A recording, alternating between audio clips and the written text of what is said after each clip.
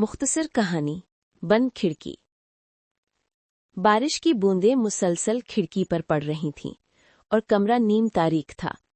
हरीम किताब खोले बैठी थी, मगर उसकी तवज्जो कहीं और थी। खिड़की की लकड़ी में एक छोटा सा दरार था, जिससे बाहर का मंजर वाज़े नजर आता था। सामने वाला घर और उसकी बालकनी। वहां अक्सर अजान बैठा करता था, हाथ में गिटार, कदमों के करीब कच्ची मिट्टी के गमले और आंखों में अजीब सी गहराई। आज भी वो वहां था, हल्की बारिश में गिटार बजा रहा था, जैसे हर कतरा उसकी धुन का हिस्सा हो। हरीम चाहकर भी नजरें हटा न सकी। अजान ने अचानक ऊपर देखा और उसकी खिड़की पर नजर पड़ गई। हरीम घबराकर किताब में मुंह छुपा लिया।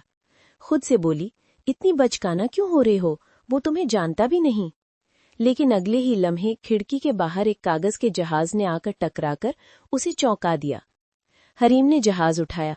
उस पर सिर्फ एक छोटा सा जुमला लिखा था, बारिश में मौसीकी अच्छी लगती है अगर कोई सुनने वाला हो। उसका दिल जोर से धड़का। खिड़की दोबारा खोली। अजान अब उसकी तरफ देखकर मुस्कुरा रहा था। हरीम ने निहायत धड़कते दिल के साथ एक और कागज लिया और लिखा, सुनने वाली तो हूं, बस खिड़की बंद थी। उसने वो कागज बाहर फेंका। हवा ने उसे सीधा अजान के कदमों तक पहुंचा दिया। अजान ने पढ़कर हल्का सा सर झुकाया और अगले ही लम्हे अपनी बालकनी के दरवाजे की तरफ बढ़ा। हरीम हैरान रह गई। अजान सीधा सड़क पार करता हुआ उसके घर के सामने आकर रुक गया।